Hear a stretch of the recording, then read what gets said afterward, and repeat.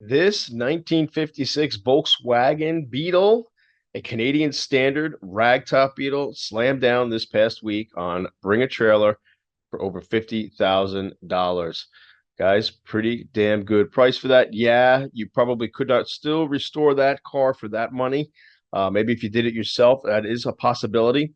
But I wanted to showcase this vehicle today along with another vehicle that's also on Bring a Trailer right now that's got a little bit of a conversation going on, and that is this 66 Volkswagen. Uh, the issue they have here with this car is that it's Brazilian, and they really don't state that in the title, nor do they really state that in the description.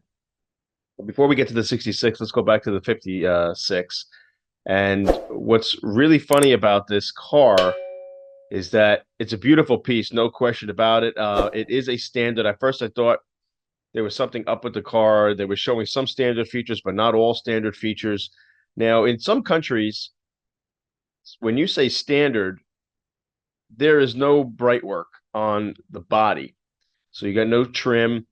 The hubcaps and the rims would be pretty much the color of the vehicle, along with the chrome bumpers. They also would be the color of the vehicle. So a very, basic looking Volkswagen. This one is a Canadian standard. So the Canadian standards actually had a little more bright work going on, to my understanding. I did have a Canadian standard at one point in my collection. And now that I look back at that, it did have some deluxe features on it. But we'll go through the car and I'll show you quickly um, why this car probably did well. Uh, Top-notch restoration, no doubt about it. Color combination, really nice. That's one thing about the car is probably the car pops.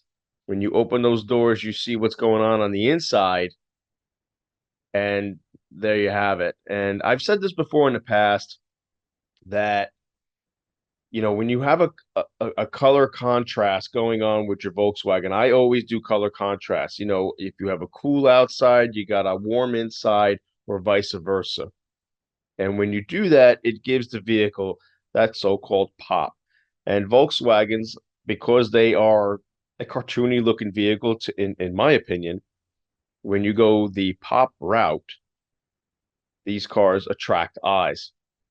I can't tell you how many times I go to car shows, even high-end car shows, and where there's Maseratis pulling up and there's Ferraris and Bugattis and Duesenbergs, all cars that are pretty much out of reach for the common man. And I show up in my Volkswagens, and part of my French, it's literally like flies on shit, where people start walking over to your vehicle, to your Beetle. And why do they do that? Well, because the Beetle is relatable. Has got such history. The common man had it, the stories behind the car.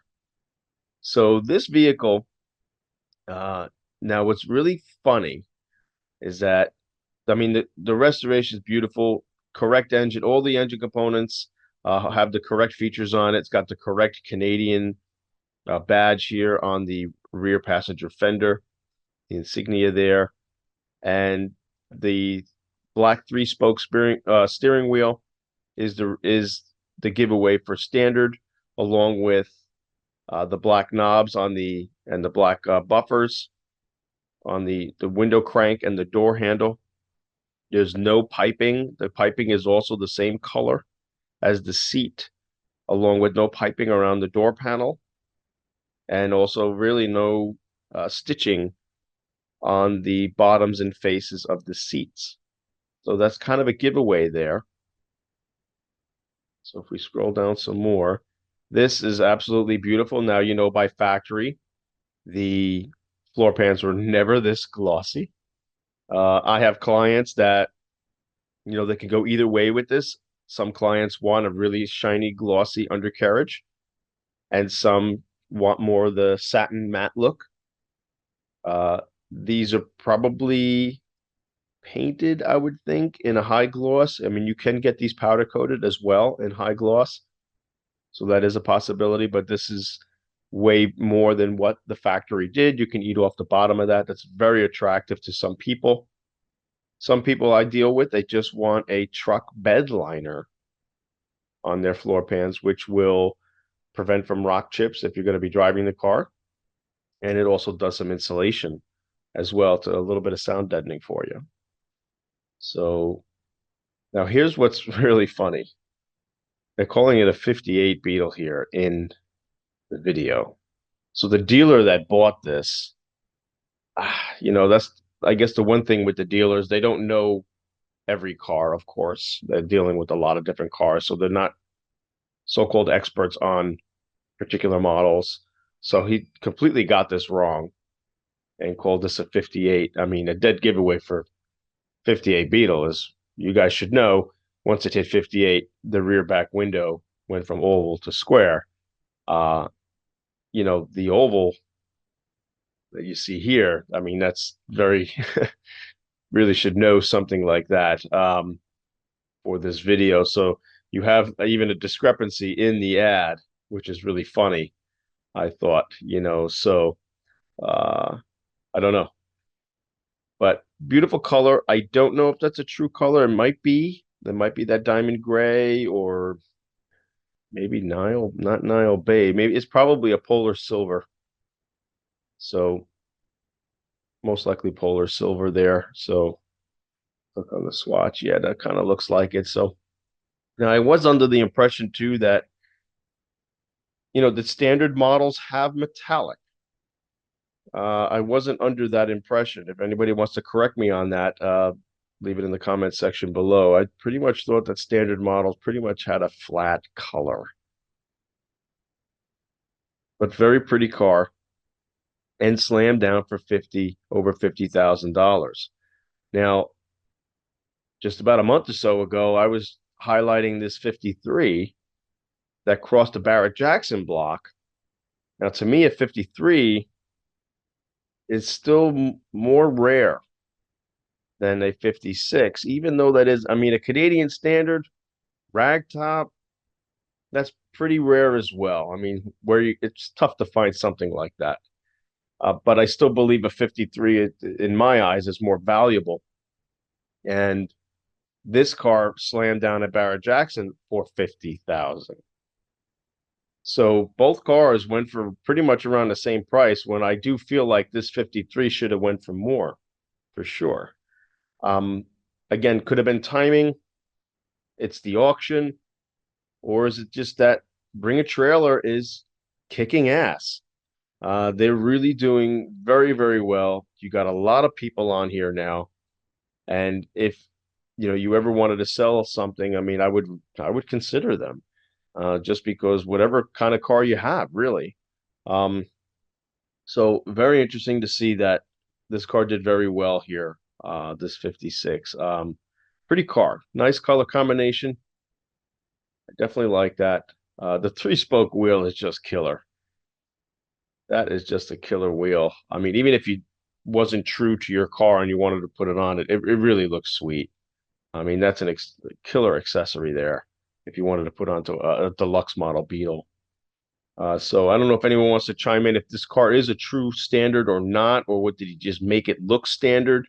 That's a question I have. So part of the standard models too is that they don't do a headliner all throughout the inner cabin of a Beetle. So if you had a hardtop Beetle, it would just be the center square section that would get the headliner. Around the back window and such, you would not get that.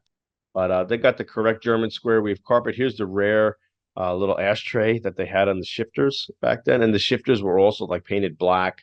So the steering column also painted black on a standard model. Now, I had a standard 53 at one time. And the really cool thing about that was that it had cable brakes, not hydraulic brakes, and double clutch. And the cable brakes actually weren't bad. I mean, I'll be honest. It was very interesting to drive that. I did not see any fault in that, and any sort of, I mean, maybe it's less failing with those. I tell you, these wheel cylinders that are on the market today that are failing very quickly. But, they got all the characteristics here to make this all look right. The right distributor here with the vacuum advance on it. It's got all the right features for sure. So just wanted to point this out to you guys. I mean, there was a really good find on auction. I get these updates on a weekly basis with what cars cross the auction block, so it's always good to watch the market. So I'll say it again. It's still alive and well. Like I said, we did see a dip a little bit, but overall, it's kicking right back around again. So if you read the comments here, apparently this was restored by this fella, I think, and he bought it back. I think he regretted selling it, kind of like what I've been talking about over these past few years. I wish I had some of the cars back that I restored. I mean, gosh, they just some of these cars just hit home with you guys, and when you remember the blood, sweat, and tears that you put into them, the cursing and the throwing of tools, maybe, but in the end, when the car's all finished, it turns out to be a beautiful piece. So 56 standard, really nice color, nice combination. Of course, I love white walls. I thought it would look good with white walls, but again, it's a standard model. Probably would not be the option to choose when you're going for a standard model because you're trying to keep costs down if you are the customer going into the dealership, correct? So very nice car, great presentation. This is how you present. And if you want to sell well, this is how you do it. Now, I did notice this is a rear square rag top. So you got rounded corners in the front and square in the rear. So this is an early 56. Once they started moving along 56, then they got rid of the square rear on the top. I don't know if I can find a shot of the top. And then they went back, and then they went to round eventually on all four corners. So that's another rare piece about this car, is that you have square corners in the back and round in the front. So that's pretty interesting. So yeah, it is a rare car for sure. A standard model, very cool. In general, in the past, I haven't seen standard models do you know super well. Just because a lot of them they look kind of boring and dull. They don't have the bling, they don't have the pop. Even like getting a badge. I don't even believe the badge was on a standard model. So, or like I said, any of the bright work. So most people who want a Beetle, they want the bright work, they want the contrast, and they want the pop. But congratulations to this is a good sale. Maybe last year, the year before, maybe would have did a little bit more money. I don't know. Just speculating, really. I'm just looking at how things are going lately. But again, if you were to hire someone to restore this to this caliber, I mean, guys, in today's day, you're 80 to 100 grand. So 50 grand is a pretty good deal if you bought this. Pretty cool. But I definitely thought the 53 here with the metallic blue should have did a little bit better. But again, things are mysterious sometimes. You got to just take them to the right auction houses. The timing has to be right. So now let's get to the 66 real quick. I just got this forwarded to me by a friend of mine, just questioning this. My name actually popped up in the comments section too. So they're saying 66. Now, some people are asking me, is it worth it to buy a Brazilian Beetle? I mean, as time goes on, if the real Beetle, the real Beetle that came out of the German factory starts going, getting out of reach, which a lot of them are, and even the Type 2s, the microbuses, they're getting out of reach to many of the common buyer, just somebody that wants to have a good looking car, a good looking Volkswagen to tootle around with, and they're getting out of reach, they're getting into the six-figure marks, or we're getting close to 100,000, something like that. The Brazilian option might be your option because they're worth less and they're a little more affordable.